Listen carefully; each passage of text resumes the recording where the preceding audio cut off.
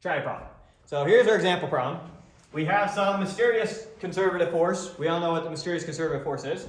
But whatever it is, our potential function, xy, is equal to 1/2 k times x squared plus y squared.